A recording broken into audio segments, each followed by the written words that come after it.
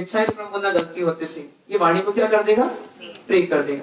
तो जगह कर मान सकते ये तो इससे है आपको आगे टाइम में डालो और आगे बढ़े।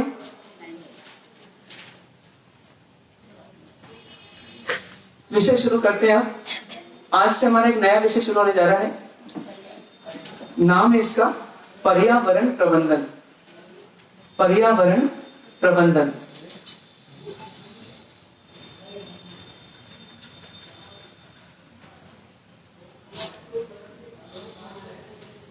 पर इसका दूसरा नाम है अहिंसा प्रबंधन। इसका दूसरा नाम है अहिंसा प्रबंधन।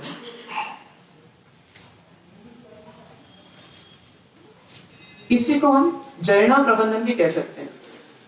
जयना प्रबंधन।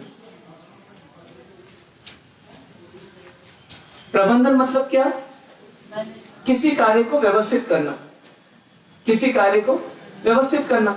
तो यदि हम पर्यावरण प्रबंधन बोले तो इसका अर्थ क्या होगा कि पर्यावरण को व्यवस्थित रखना, अपने आसपास के वातावरण को व्यवस्थित रखना पर्यावरण प्रबंधन कहलाएगा। जैसे आप अपने घर की साफ सफाई करते हैं तो ये क्या कर रहे हैं? आप एक तरह से पर्यावरण को व्यवस्थित कर रहे हैं, अपने आसपास के वातावरण को व्यवस्थित कर रहे हैं। अहिंसा प्रबंधन क्या क्यों बोलेंगे उसे? क्योंकि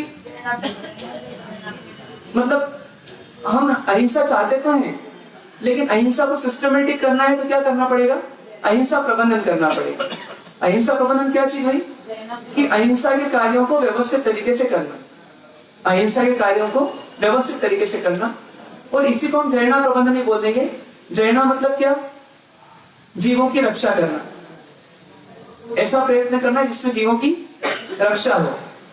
तो जयना प्रबंधन मतलब क्या हो जाएगा कि जीवों की रक्षा के कार्य को व्यवस्थित तरीके से करना।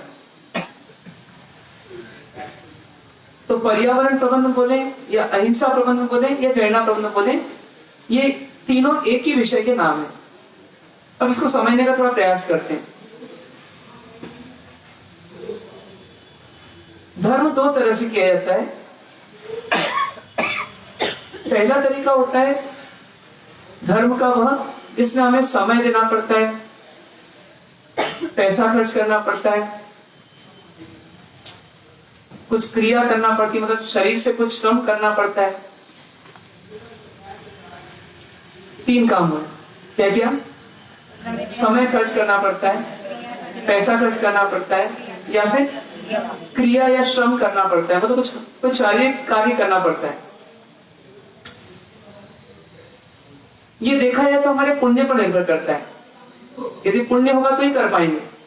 जैसे किसी को बोली लेना है तो बोली के लिए धन देना पड़ेगा उसको, तो धन होना चाहिए उसके पास। कहीं तीर्थ यात्रा करना है तो उसको श्रम करना पड़ेगा।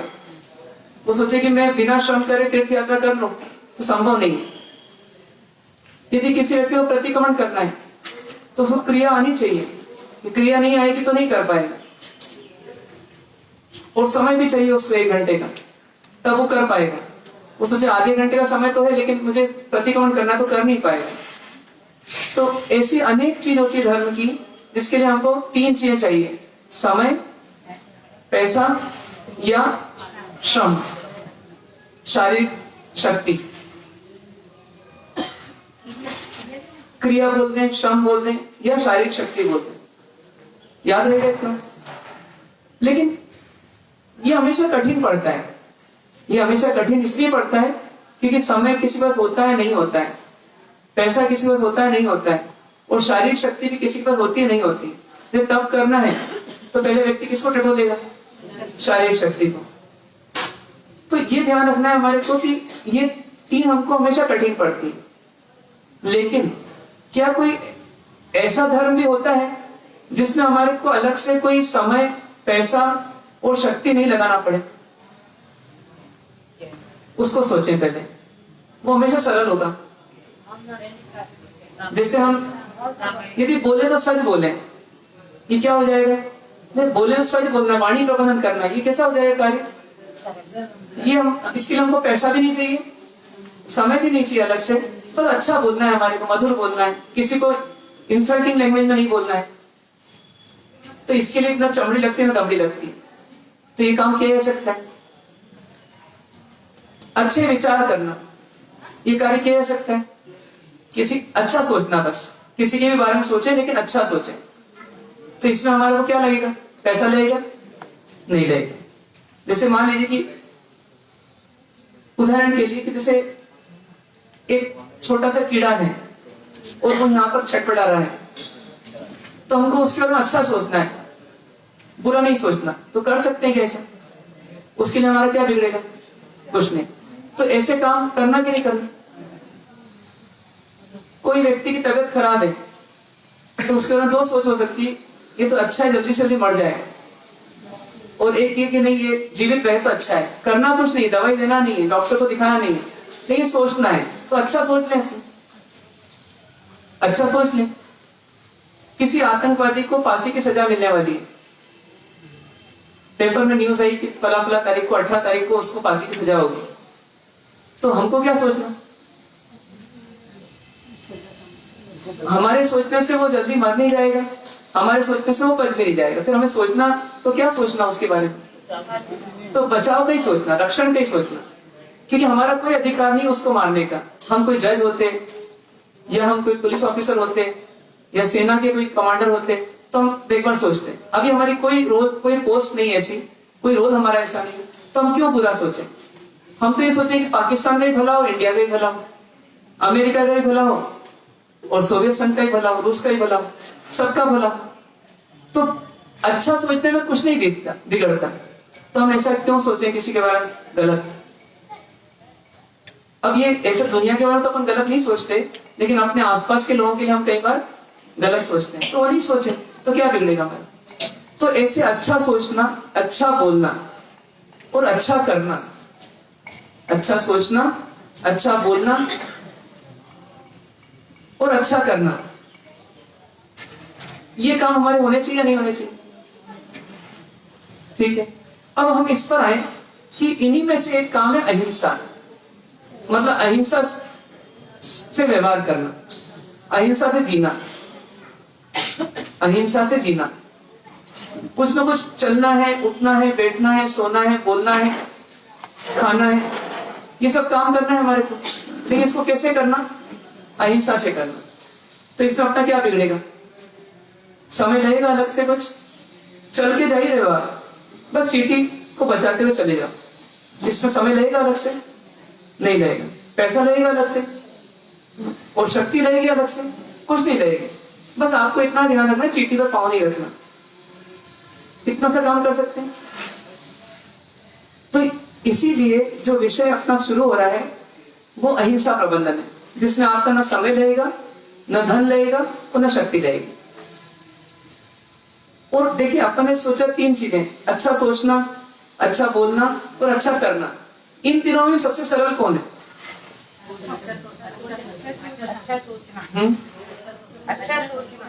अच्छा सोचना कि अच्छा बोलना। नहीं, ऐसा हो सकता है कि आप गलत सोचो और अच्छा बोलो।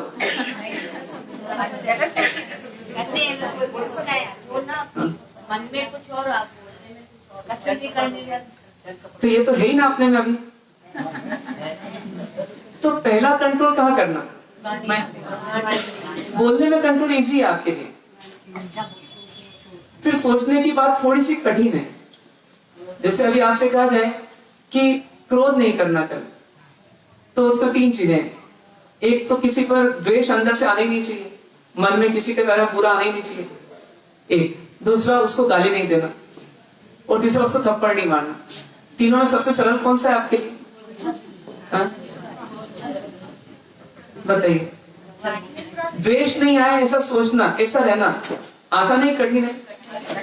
कठिन है। फिर गाली नहीं देना थोड़ा सरल हो गया, पर उससे और सरल थप्पड़ नहीं मारना। क्यों? क्योंकि अपन पहले कंट्रोल वहां पर करते हैं, फिर सेकंड कंट्रोल हमारा शब्दों पर होता है, और थर्ड कंट्रोल हमारा कहां होता है? भावों पर होता है। मानिएगा ऐसा? क्योंकि कोई चीज करने के पहले आप सोचेंगे, सोच तो लिया गलत, लेकिन फिर सुधार लिया यदि, तो आप जो गलत करने जा रहे थे उससे बच जाओगे नहीं बच जाओगे। गलत सोचने के बाद में भी गलत करने के पहले आपको एक समय मिलता है थोड़ा, उसमें वापस अपन कहाँ जा सकते हैं, पीछे लौट सकते हैं।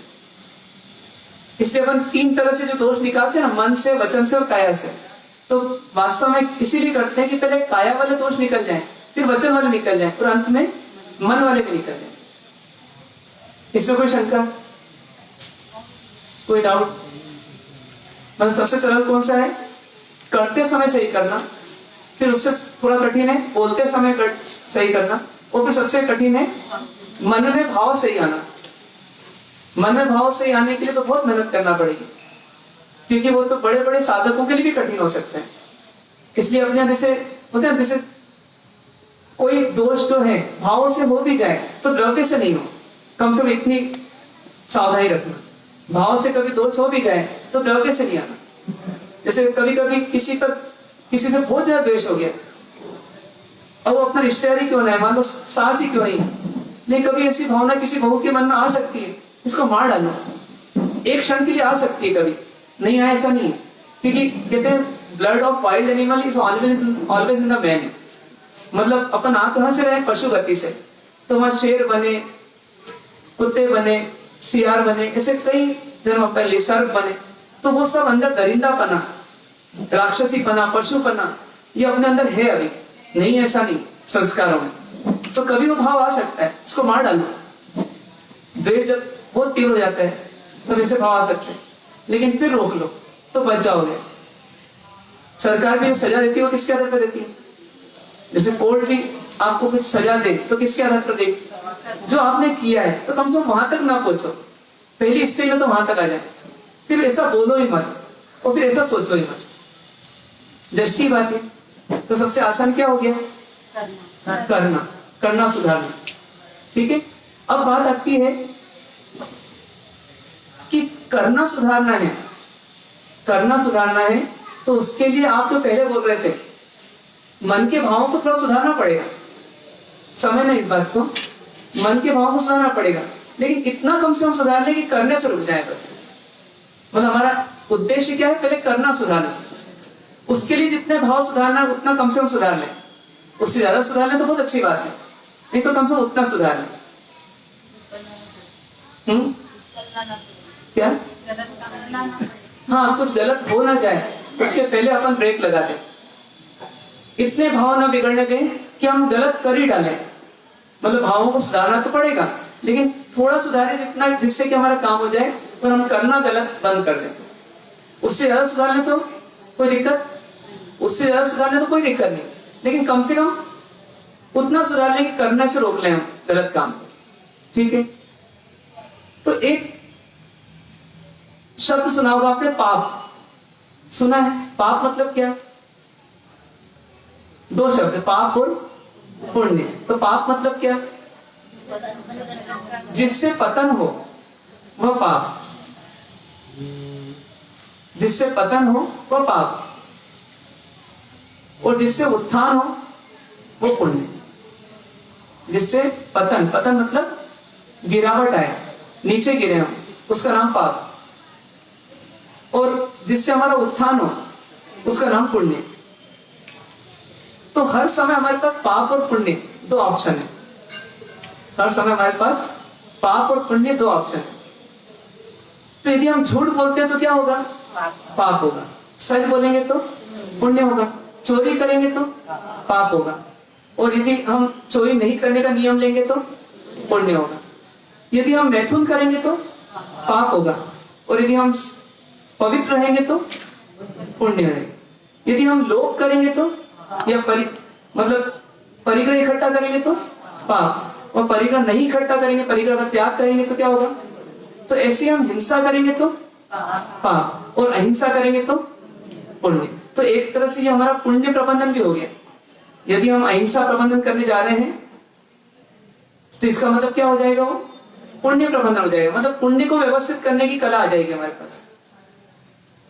हम इनडायरेक्टली क्या कर रहे हैं? पाप से बचकर पुण्य में आने का प्रयास करेंगे। उसी का नाम अहिंसा प्रबंधन हो जाएगा, और उसी का नाम जयना प्रबंधन हो जाएगा, और उसी का नाम पर्यावरण प्रबंधन हो जाएगा। अब ये पर्यावरण प्रबंधन और अहिंसा प्रबंधन का क्या संबंध है? पर्यावरण प्रबंधन और अहिंसा प्रबंधन का क्या संबंध? तो जितने भी जीव रहते हैं वो कहाँ रहते हैं? वो कहाँ रहते हैं? पर्यावरण में रहते हैं, अपने आसपास के वातावरण में रहते हैं, जिसको हम पर्यावरण कहते हैं। तो यदि हम अहिंसा प्रबंधन करेंगे, अहिंसा प्रबंधन करेंगे, तो हम इनडायरेक्टली क्या कर रहे हैं? इनडायरेक्टली हम पर्यावरण को बचा रहे हैं। कि पानी में भी जीव है, तो पानी के जीव को बचाने के लिए आपको पानी को कम डोलना है, तो इनडायरेक्टली आप किसकी रक्षा कर रहे हो? पर्यावरण की रक्षा कर रहे हो। तो नाम पर्यावरण प्रबंधन है, लेकिन इनडायरेक्टली उसमें कर क्या रहे हैं हम? अहिंसा प्रबंधन ही कर रहे हैं। तो इसे दोनों एक ही हुए। आगे बस समझ में। तो ये विषय हुआ हमारा कि पर्यावरण प्रबंधन करना है या अहिंसा प्रबंधन करना है, या फिर जैना प्रबंधन करना है, या फिर पुण्य प्रबंधन करना है। चीजें एक ही हो गई। अब क्या पुण्य कमाना चाहते हो आप और पाप से बचना चाहते हो? बताइए। एक व्यक्ति तप क्यों करता है? पाप से बचने के लिए। मान लीजिए एक व्यक्ति पूजा करने के लिए जाता है, पाप से बचने के लिए। एक व्यक्ति सामायिक क्यों करता है? पाप से बचने के लिए। एक व्यक्ति तीर्थ यात्रा क्यों करता है? उपदान क्यों करता है? नवाणु क्यों करता है? संयम भी क्यों लेता है? पाप से बचने। मतलब इन सब में सबसे पहले हम बचते हैं तो किससे बचते हैं? पाप से। उसके बाद मोक्ष की बात बाद में, पहले पाप से बचना। तो यदि हम इन सब कार्यों को पाप से बचने के लिए करते हैं, तो फिर अहिंसा भी हमारे लिए क्या करेगी? पाप से बचने का कार्य करेगी। तो अहिंसा भी हमको करना चाहिए। अब कुछ लोगों की गलतफहमी क्या होती है कि सामयिक कर ली, तो सामयिक में जैसे मान लो कि अपने पंखा बंद कर दिया, अब सामयिक पूरी हो गई, अब पंखा चालू कर सकते हैं कि नहीं कर सकते?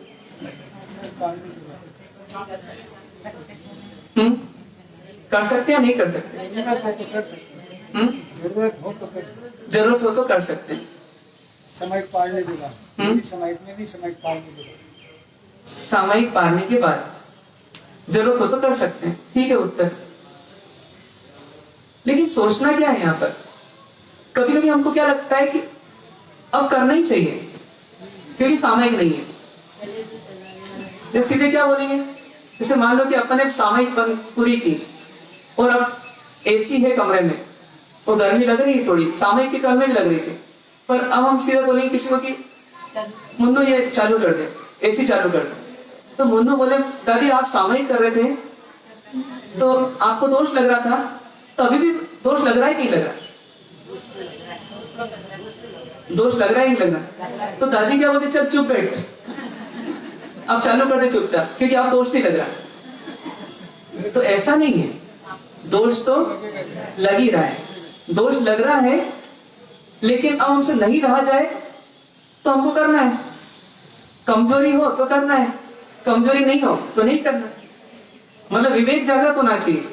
सामयिक पूरी हो गई, इसका मतलब पाप की छूट नहीं है, पाप की छूट नहीं, पाप तो लग रहा है। अब आपके ऊपर है कि आप कितना पाप लगाओ। अब आप कच्चा पानी भी छू सकते हो, धो सकते हो, लाइट भी लगा सकते हो, गाड़ी भी चला सकते हो, सब कुछ कर सकते हो ऐसे करने में तो। लेकिन आपको विवेक ये होना चाहिए कि कितना करना और क्यों करना। जहां बहुत जरूरत हो वहां पर करना, नहीं तो नहीं करना है। हाँ, जितने चले उतने चल रहे ना। तो करते हैं ऐसा कि नहीं करते? करते हैं कि नहीं करते? अपने मन में एकदम फिक्स है कि इस समय ये नहीं करना और इसके बाद ये करना। जैसे अष्टमी आज है तो हरी नहीं खाना है, और कल यदि भोजनशाला में नहीं बने तो आश्चर्य तो नहीं होगा? होगा ना आश्चर्य। क्यों आश्चर्य होगा? क्योंकि इच्छा है अंदर, तो इच्छा पूरी नहीं होती तो आश्चर्य होता है। तो ये इच्छा क्यों है? क्योंकि हमारे माइंड में सेट है कि कल चलेगी हरी। मतलब हरी छोड़ रहे हैं हम, हरी छोड़ रहे हैं, लेकिन अहिंसा का भाव नहीं।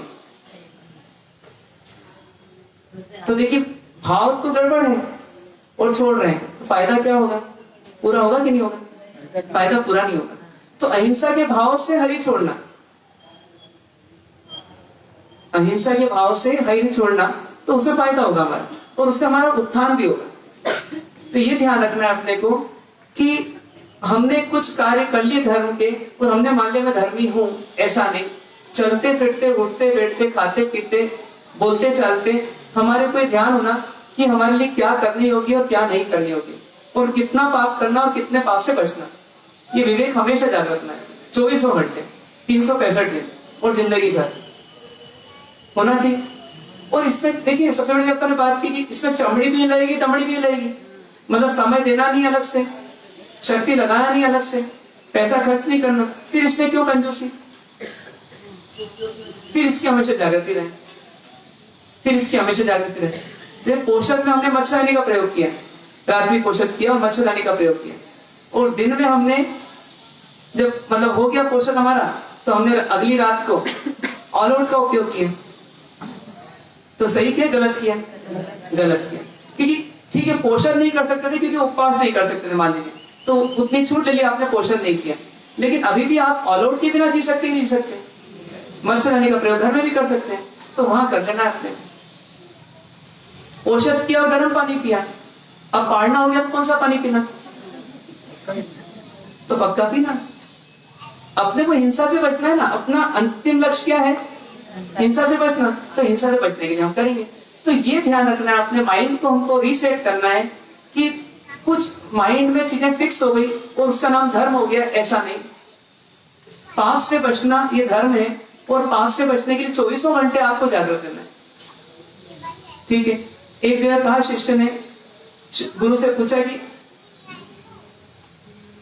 कहम चरे कहम चिट्ठे कहम मासे कहम सय कहम भुंजन तो भाषण तो पावम कमम न बंधे। मतलब क्या कि आप बोलते हो कि सब में पाप ही पाप, पाप ही पाप, तो मैं कैसे चलूं, कैसे बैठूं? कहम चरे कहम चिट्ठे, कैसे खड़े रहूं? कहम आसे, कैसे बैठूं? कहम सहे, मतलब कैसे सोऊं?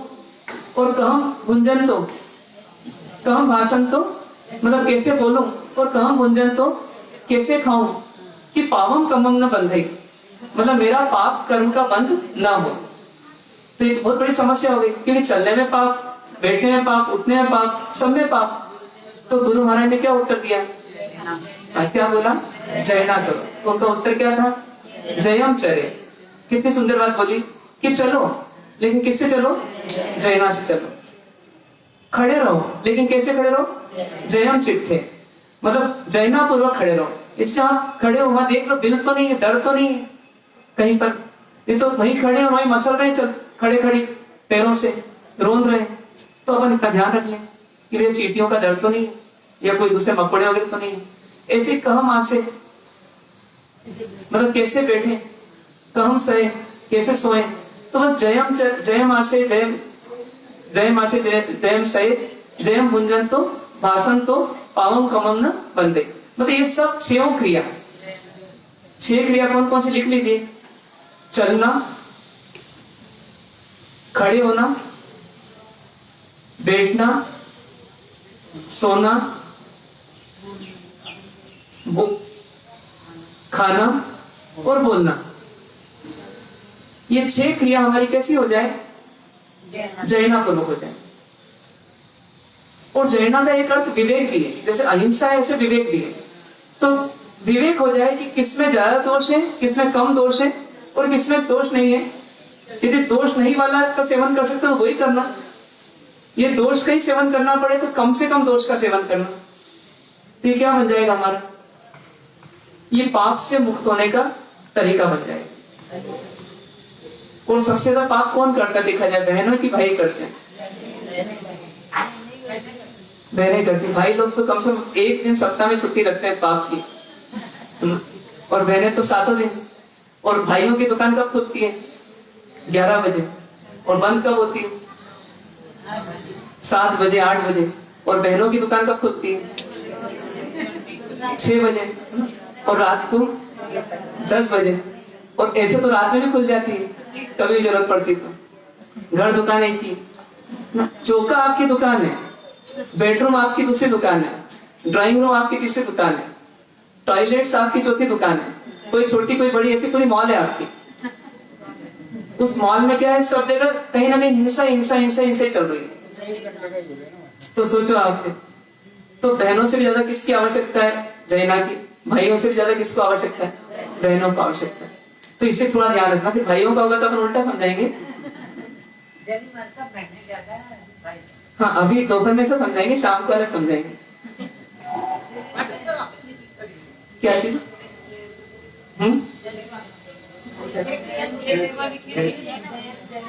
ये 6 चीजें ना, चलना, खड़े होना, बैठना,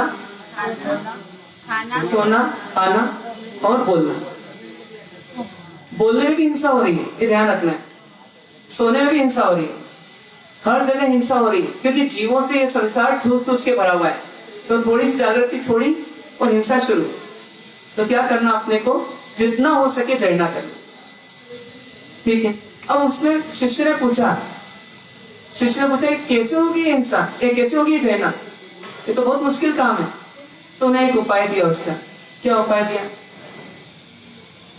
सब भूय पभूयस्स सम्मम भूयं पासो पिहिया सवस्य दंतस्य पावम कमम न बंधे। मतलब क्या करो, बस एक ही काम करो और कुछ काम नहीं करना, कि तुम सबको अपने समान देखो, तुम सब जीवों को अपने समान देखो। जैसे ये पाटा है और अपन लोग हैं, ये एक ही जाति की, अलग जाति के? अलग जाति के। ये कौन है? ये नॉन लिविंग है। अपन कौन है? लिविंग है। मतलब ये जड़ है और अपन कौन है? जीव है, चेतन है। लेकिन जैसे आप दोनों हैं, तो भले आप दोनों एक दूसरे को जानते नहीं, फिर भी आप दोनों कुछ समान है क्या? क्या समानता है? दोनों जीव है। अच्छा, आप दोनों में क्या समानता है? माँ बेटी है। तो आप दोनों जीव नहीं हो। तो पहली समानता तो क्या हो गई? आप दोनों जीव हो। और दूसरी समानता फिर ये हो गई, आपने माना कि मैं माँ बेटी हूँ, हम दोनों। ठीक है। अब ये आप दोनों जीव हैं, इतनी समानता तो इनमें भी मिल गई आपको, भले आप जानते नहीं उनको। फिर थोड़ा और सोचो, भगवान की वाणी पर विश्वास करो कि इस जन्म में ये बेटी है, ठीक है, और ये किसी और की बेटी है। अब ये जन्मों जन्म रिश्ते एक जैसे रहते हैं कि बदल जाते हैं? बदल जाते हैं। तो यदि बदल जाते हैं तो अनंत काल में कितने जन्म ले लिए होंगे अपन ने? अनंत जन्म ले लिए अपन।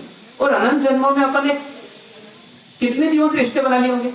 अनंत जीवों से रिश्ते बना लिए। माँ बेटी का रिश्ता अनंत बार बना लिया, अनंत जीवों से बना लिया। कोई जीव ऐसा नहीं बचा जिसकी आप मां नहीं रहे हो, जिसकी आप मां नहीं रहे हो। तो ये भी आपकी कई बेटी रही होंगी। उस जन्म में आप क्या बोलते होंगे कि हम दोनों कौन है? माँ बेटी। अभी आप दोनों क्या बन गए? और किसी जन्म में पीछे वाले आपसे क्या बजाएंगे? ये सब रिश्ते ऐसे ही चलेंगे। तो यदि आप इनको अपना मानते हो तो इनको भी क्या मानो? अपना मानो। तो यदि ये भाव आ जाए अपने अंदर, तो एक छिपकली यदि घर में पैदा हुई तो उस पर द्वेष करना कि नहीं करना? उसको खिलाना पिलाना बात की बात है, द्वेष करना क्या? उसको मारना क्या? नहीं मारना। एक चींटी भी जा रही है, एक चींटी भी जा रही है, तो उसे पैर रखना क्या? उस पे पैर रखना मतलब किस पे पैर रखना? किस पे पैर रखना? हाँ, वो अपनी बेटी है तो उससे पैर रख रहे हो आप, उस पैर रख करके उसको मार डाल रहे हो, तो उचित है क्या? नहीं। तो इतना भाव लाना अंदर में कि हर जीव मेरे जैसा ही है। अभी तो अपन एक सामान्य रूप से देखें तो यदि अपन संसार में परिवार को अपना मानते हैं तो ये सब अपना परिवार ही है। ऐसी दृष्टि देख सकते हैं क्या दुनिया को? ऐसी दृष्टि देख सकते हैं? अरे हर चीज में क्या कोशिश करना, कुछ तो कर डालना है ना, फिर भी कोशिश करना है ना। हाँ, आदत में नहीं है पर कोशिश करना, पर कोशिश ईमानदारी से करना।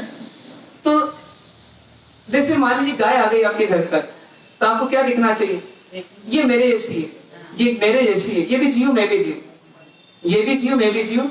तो इसको भूख लगी है मतलब मेरे वाले को भूख लगी, मेरी जाति के जीव को भूख लगी है, तो मुझे क्या करना? यदि मेरे पास है तो दे देना। रात को आधी रात को बच्चा ये रो दे और माँ थक हार करके सोई है और 2 बजे वो रोना शुरू कर दे, तो माँ उठेगी कि नहीं उठेगी? क्या आंख मूंद लेगी? उठ करके उठेगी। तो क्यों? कि उसने क्या माना?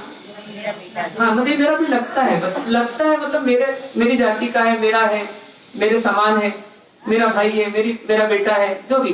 तो वैसे ही हम सब जीवों को मानेंगे ना, तो हमारे भीतर में, हमारे प्रयासों में, हमारे व्यवहार में अपने आप अहिंसा पल रहेगी।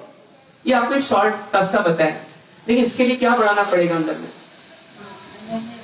अंदर में क्या बढ़ाना पड़ेगा? प्रेम भाव बढ़ाना पड़ेगा। तो प्रेम किससे बढ़ता है? कठोरता निकालना पड़ेगी, प्रेम लाना पड़ेगा। तो प्रेम किससे बढ़ता है? प्रेम किससे बढ़ता है? संवेदनशीलता से बढ़ता है, संवेदनशीलता से। हाँ, एक संवेदनशीलता गुण आ जाए ना, तो दया, करुणा, प्रेम, हितकारिता, ये अपने आप आने लगेगा और अहिंसा अपने आप पलेगी। संवेदनशीलता होना।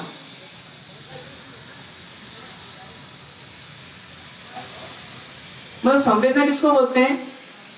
कि सामने वाले की वेदना हमें अनुभूति में आ जाए, हमें फीलिंग्स में आ जाए, उसका नाम संवेदना। वेदना किसको हो रही है? सामने वाले को। और उसकी फीलिंग्स किसको हो रही है? हमको हो रही है। जैसे हमने इतना जीवन देखा, ठीक है, कभी सिर दुखा, कभी दांत दुखा, कभी पेट दुखा, कभी कान में दर्द हुआ, अनेक प्रकार के कष्टों को देखा, कभी अपने में देखा, कभी अपने वालों में देखा। अब किसी गैर में दिख जाए वही चीज, जैसे भिखारी आकर के बोले या बर्तन वाली आकर के बोले कि मम्मी जी आज मेरा पेट बहुत जोर से दुख रहा है, इसलिए मैं काम नहीं कर पाऊंगी, तो हमारी चतुराई हमको क्या बोलती है? ये जरूर बहाना बना रही है, ये सोचने में मजबूर करती है। लेकिन हमारे मन में संवेदना पैदा हो कि यदि इसका पेट दुख रहा होगा तो क्या दर्द हो रहा होगा, इसको कैसा दर्द हो रहा होगा, कितने हद तक दर्द हो रहा होगा, कोई क्या फीलिंग कर रही होगी, इसको क्या जरूरत होगी। कुछ ऐसे भी रहते हैं सेठ सेठानी कि उसको बोलते हैं कि तो आज छुट्टी तो कर ले, और तेरी दवाई हुई कि नहीं हुई, तूने डॉक्टर को दिखाया नहीं दिखाया, या फिर लिया नहीं लिया सुबह से, चल आ गई यहाँ पर छुट्टी लेने के लिए, तो थोड़े रुक, मैं यहाँ पर कुछ बना के देती हूँ तेरे को। तो ऐसा करके उसको उल्टा क्या कर दिया, हमने मदद कर दी। ये किस पर डिपेंड करेगा? बस संवेदना पर, अंदर संवेदना पैदा करना। धर्म का असर क्यों नहीं होता हम पर? तो उसका मेन कारण ही एक है कि हमारे अंदर संवेदना की कमी। ज्ञान होने पर भी नहीं होता, कई बार ज्ञान हो जाता है फिर भी नहीं होता। जब परमात्मा की पूजा 5 दिन से कर रहे हैं, लेकिन परमात्मा को अपना नहीं मान रहे, परमात्मा को अपना नहीं मान रहे, और जो अपने माने हुए हैं वो छूट नहीं रहे। जबकि 5 दिन से 3-3 घंटे बैठ करके कोई बोल रहा है और कोई सुन रहा है, कोई गा रहा है और कोई बजा रहा है, लेकिन अंदर में जो प्रेम आना चाहिए परमात्मा के प्रति, संवेदना आनी चाहिए, वो नहीं आती। सूत्र इतने ढेर सारे बोलते हैं, लेकिन सूत्र संवेदना नहीं आती, सूत्र की फीलिंग्स नहीं हो पाती, ऐसी जीवों की फीलिंग्स नहीं हो पाती। किसी को कैंसर हो रहा है तो व्यक्ति सिंपैथी दर्द करा देगा, सांत्वना दे देगा कि हाँ थोड़ी हिम्मत रखो, ये होता रहता है, आत्मा में नहीं हो रहा है, शरीर में हो रहा है, ऐसे कई प्रकार समझा देंगे। लेकिन भीतर में ये फीलिंग नहीं हो पाती कि इसको जो दर्द हो रहा है उस दर्द की पहले अपने को अनुभूति हो जाए, वो नहीं हो रहा। अपने शब्द निकल रहे बुद्धि से और भाव अपने सूखे। होता है ना ऐसा कि नहीं होता? आप तबीयत पूछने गए तो आप पूछिए अपने आप से कि तबीयत क्यों पूछने गए?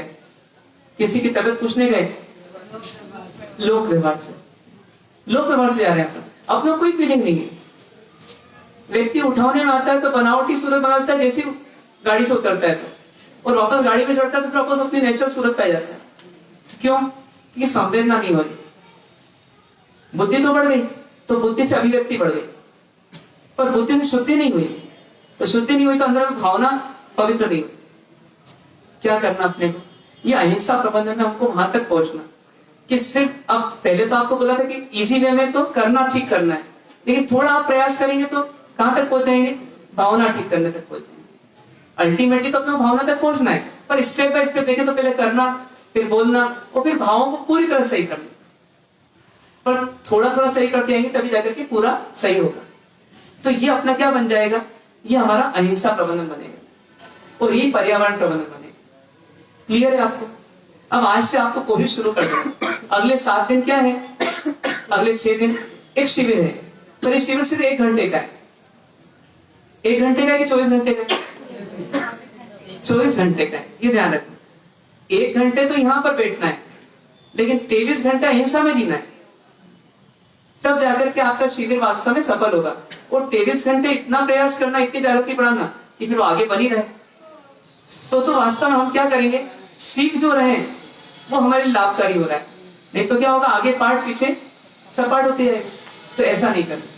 अब अपन इस विषय को थोड़ा समझने पहले कि पर्यावरण, अपन अभी चूंकि संसार में पर्यावरण शब्द ही फेमस है, इसलिए उसको लेके चल रहे हैं, पर आप उसका अर्थ अहिंसा जान लेना। तो पर्यावरण, अब पर्यावरण शब्द का अर्थ क्या? पर्यावरण मतलब परि प्लस आवरण, परि प्लस आवरण। संधि विच्छेद करें यदि, तो परि प्लस आवरण इक्वल्स टू पर्यावरण। तो परि मतलब चारों ओर से, चारों ओर का, और आवरण मतलब घेरा, आवरण मतलब घेरा। तो पर्यावरण मतलब क्या हो गया, चारों ओर का घेरा, या वह घेरा जिसने हमको चारों ओर से घेर रखा है। मतलब हमारे आसपास का वातावरण, ये 2 प्रकार का है। कितने प्रकार का है? एक दृष्टि से देखें 2 प्रकार का है, पहली दृष्टि से देखें तो 2 प्रकार का है। अलग नजरिए इसको देखने के। तो पहला नजरिया हो रहा है 2 प्रकार का, कैसे? स्वाभाविक और मानव निर्मित। स्वाभाविक पर्यावरण, नेचुरल, और दूसरा मानव निर्मित। स्वाभाविक को हम प्राकृतिक भी बोल देते हैं। स्वाभाविक को क्या बोलते हैं? प्राकृतिक। जो नदी है, पहाड़ है, जंगल है, हवा है, ये क्या है? ये प्राकृतिक पर्यावरण, इसको बोलेंगे नेचुरल है, इसको किसी ने बनाया नहीं। और दूसरा है मानवकृत। मानवकृत किसे बोलेंगे? जैसे ट्रेन है, कोई मशीन है, फर्नीचर है, एसी है, ज्वेलरी है, कपड़े हैं, कोई बांध है, नहर है, ये सब क्या कहलाएंगे? कोई गार्डन है, ये सब क्या कहलाएंगे? मानव निर्मित कहलाएंगे। नेचुरल को छोड़ के बाकी सब। तो इसको अपन समझ सकते हैं कि कौन सा नेचुरल और कौन सा मैन मेड है, समझ सकते हैं। अब एक दूसरे तरीके से अपन देखें तो पर्यावरण हमारा 6 प्रकार का, पर्यावरण हमारा 6 प्रकार का। पहला पृथ्वी का है, या स्वर्ण बोले तो पृथ्वी या भूमि।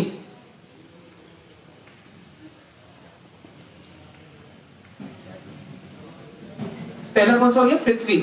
मतलब जो सॉलिड मटेरियल्स हमारे पास है, या पानी को छोड़कर जितनी भी चीजें हमारे पास है, लिक्विड फॉर्म में या सॉलिड फॉर्म में, जैसे पेट्रोल भी हमारा इसमें आएगा। तो जैसे भूमि और भूमि में पाए जाने वाले सब चीजें, चाहे वो धातु हो, लोहा, तांबा आदि, या स्टोन्स हो। हाँ, पेट्रोल भी कहां से निकलता है? जमीन में से निकलता है, इसलिए उसको भी अपन क्या मान लेंगे? ये भूमि में मान लेंगे। तो कुल मिलाकर के जो अपन कहें भूमि बोले, पृथ्वी बोले, या और अपन अभी बाद में जोड़ेंगे इसको, पृथ्वी का ही है नहीं, फल सब्जी वनस्पति में आएगी। तो पहले पृथ्वी हो गया। दूसरा हमारा आता है जल।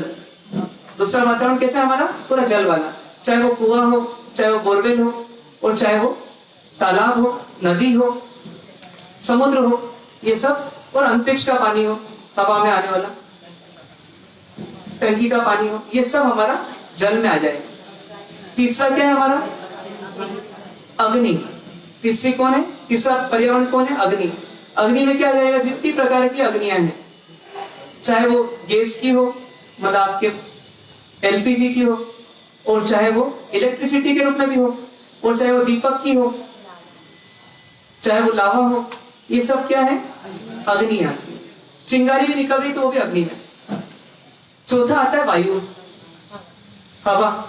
तो हवा जितनी भी तरह की हो, ऑक्सीजन हो, हाइड्रोजन हो, कार्बन डाइऑक्साइड हो, जितनी तरह की हवा होती है, भारी हवा हो, हल्की हवा हो, ये सब हवा में आ जाएगी। और चौथा, पांचवा वनस्पति। अब आप खुद सोच पा रहे हो, क्यों सोच पा रहे हो? क्योंकि आपने पढ़ा है, तो उसी को आधार बना करके अपना सोचना है। तो पांचवा है वनस्पति। वनस्पति में क्या आ गया? तो फूल, पत्ती, पेड़ पौधे, ये सब आ गए, घास वगैरह सब आ गए। और फिर आता है छठा। छठा कौन? त्रस। त्रस मतलब चलने फिरने वाले जीव, हलन चलन कर सके ऐसे जीव।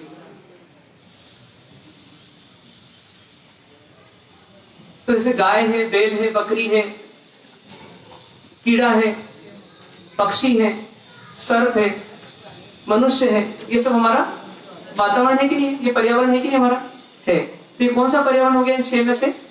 त्रस। तो अब आप इन 6 में छट्टी कर सकते हो, कौन सा किस में जाएगा? ज्वेलरी किस में जाएगी? पृथ्वी में। पंखे से आने वाली हवा, वायु। आपके फ्रिज में पड़ी हुई चीजें आपका है, और मतलब जल और वनस्पति, जल और वनस्पति।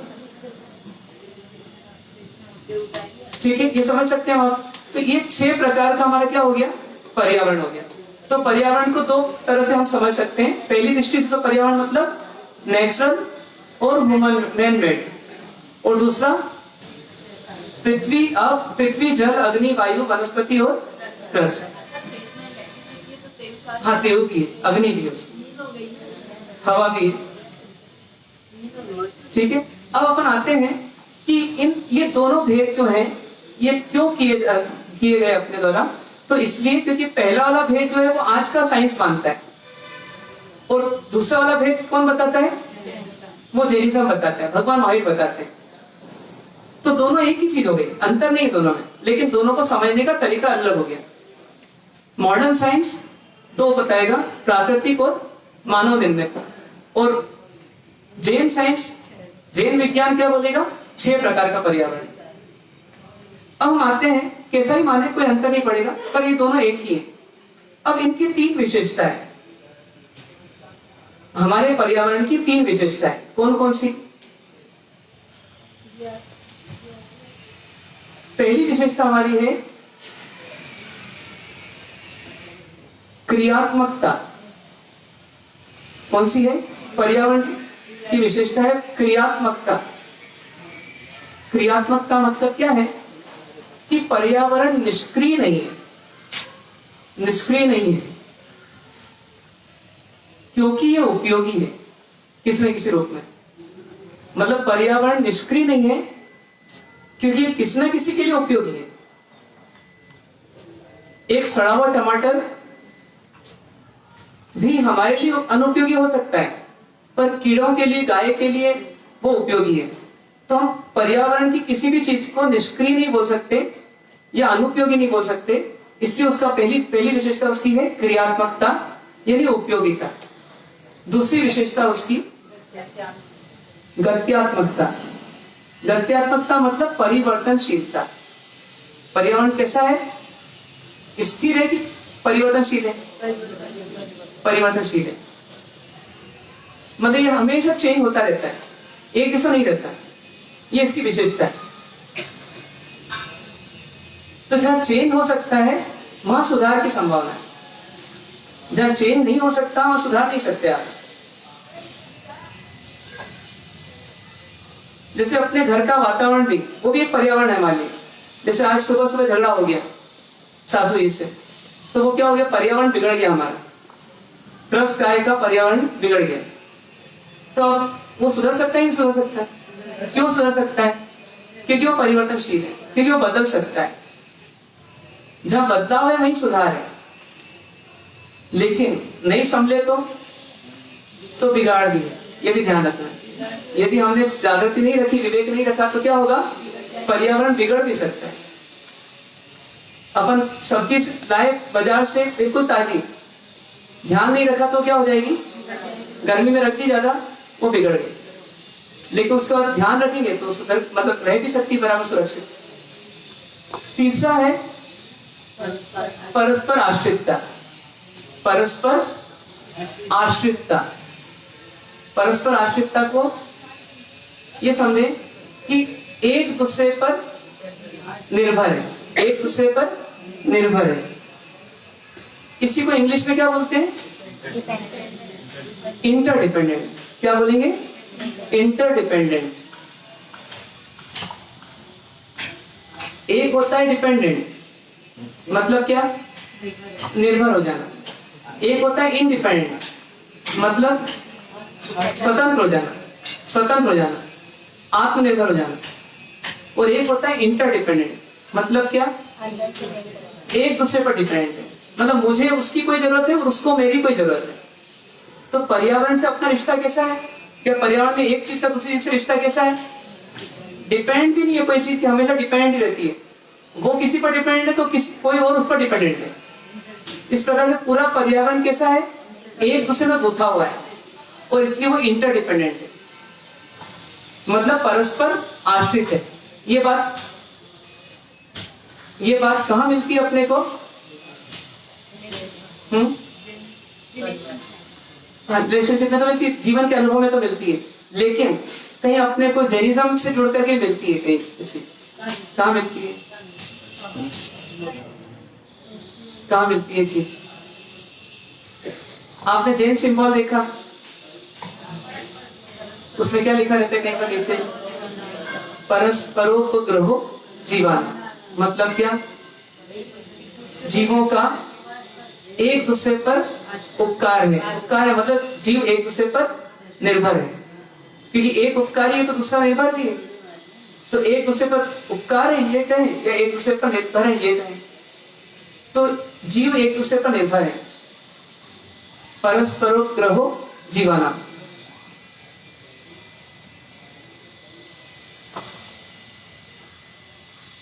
और यदि हमने इसको थोड़ा तोड़ मरोड़ के कुछ लिख देते हैं कि परस्परोपग्रहो जीवाना, मतलब क्या हो गया? जीव एक दूसरे के लिए राहु केतु के समान है, ग्रह है। तो ये तीन विशेषताएं हैं किसमें? पर्यावरण की विशेषताएं। कौन कौन सी हो गई? क्रियात्मकता, गत्यात्मकता और परस्पर आश्रितता। जैसे परिवार में देख ले तो पिताजी पर यदि बेटा आश्रित है तो थोड़े समय बाद क्या पाते हैं अपन? बेटे पर पिताजी आश्रित हो जाते हैं। और यहां तक कि अभी वर्तमान में तबियत खराब हो जाए पिताजी की तो क्या हो जाएगा? पिताजी बेटे पर आश्रित रहेंगे, जा डॉक्टर को लेकर आए। तो ऐसे हम एक दूसरे डिपेंडेंट है। लेकिन यहाँ समझना इस बात को कि हमारे जब हमारा ईगो रहता है तो ईगो हमारे को क्या सजेस्ट करता है? वो अकड़ पैदा करता है। क्या बोलता है कि जाओ तुम्हारी कोई जरूरत नहीं मेरे को। कभी कभी आपके झगड़े होते होंगे घर में, तो आप कितनी बार धमकी दे चुके होंगे, लेकिन भागे कभी नहीं। क्यों नहीं भागे? क्योंकि आपको मालूम है जो बोल रही हूं मैं वैसा है नहीं। तो इसलिए आप बराबर ध्यान रखते हैं कि बोलो कुछ भी, लेकिन फिर जीना तो यही है, रहना तो वही है। तो ये तीन चीजों को ध्यान रखना है अपने को। कौन कौन सी? क्रियात्मकता, गत्यात्मकता। ये तीनों मिलकर के क्या बता रही है? कि पर्यावरण का जीवन में बहुत अधिक महत्व है। यदि हम एक व्यवहारिक जिंदगी की अपेक्षा से कहें, मतलब अभी हम जो सामाजिक व्यवहारिक जीवन जी रहे हैं, तो उसमें हमारे को पर्यावरण की उपयोगिता बहुत अधिक है। हम ये नहीं बोल सकते ईगो के आधार पर कि हमें किसी की जरूरत नहीं है। किसी व्यक्ति विशेष को आप धमकी दे सकते तुम्हारी जरूरत नहीं है, लेकिन आप ये नहीं बोल सकते मुझे किसी की जरूरत नहीं। हाँ, यहाँ तक कि अपने पोषक किया, खाया पिया कुछ नहीं, लेकिन फिर भी अपन ने असंख्य जीवों का इस्तेमाल किया है आज भी। असंख्य जीवों का। क्यों? क्योंकि हवा ले रहे हैं, श्वास ले रहे हैं, तो वे जीवों का उपकार है, वायु का। बैठे हैं तो भूमि का उपकार है, पी रहे हैं तो जल का उपकार है। बहुत सारी चीजें, और कुछ चीजें तो इनडायरेक्टली हमारे से जुड़ी गई है। पानी वहीं गिरता है यहाँ वनस्पति होती, तो ऑटोमेटिकली मतलब कहीं ना कहीं सब चीजें जुड़ गई।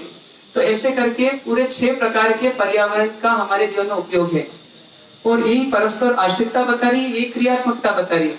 और इसलिए इसका नुकसान नहीं करना, उल्टा सुधार करना, ये कौन बता रही है? प्रत्यात्मकता बता रही है।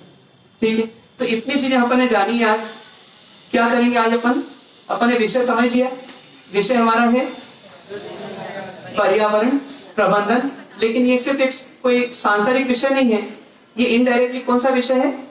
अहिंसा प्रबंधन या जैना प्रबंधन या पुण्य प्रबंधन। मतलब कितने सस्ते में हमारे को पाप के बजाय पुण्य मिल रहा है। बस थोड़ी सी जागृति, थोड़ी सी संवेदना। ठीक है, अब इसके लिए हम क्या करेंगे? संवेदनशील बनेंगे सब जीवों के प्रति, क्योंकि सब जीव हमारे जैसे ही हैं, हमारी जाति के हैं। सब में अपनापन ही देखना। ठीक है, हम उनका कोई भला नहीं कर सके, कोई बात है, हम उनका बुरा ना करें, इतने तक हमारी संवेदना जरूर आनी चाहिए। और संवेदना क्या चीज हो गई? संवेदना मतलब क्या? दूसरों की वेदना को स्वयं अनुभव करना, उसका नाम हो गई संवेदना। एक दूसरे के दुख को समझ जाना और उसके दुख से उसके हृदय में जो आ रहा है भाव, वो हमारे हृदय में आने लग जाए, हम द्रवित हो जाए, तो इसका नाम क्या हो जाएगा? संवेदना हो जाएगा। इसी का नाम अनुकंपा हो जाएगा। इसी का नाम फिर आगे जाकर दया हो जाएगा। तो इस प्रकार से ये हमारा आज का विषय हुआ। हमें इस विषय को ध्यान में रखते हुए अब कल से क्या करना है? अब पर्यावरण प्रबंधन हम जीवन में कैसे कर सकते हैं, मतलब अहिंसा कैसे पाल सकते हैं, उस विषय को अपना समझने का कल से प्रयास करेंगे। ओम शांति। ये पेपर आपको दिए जाएंगे अभी।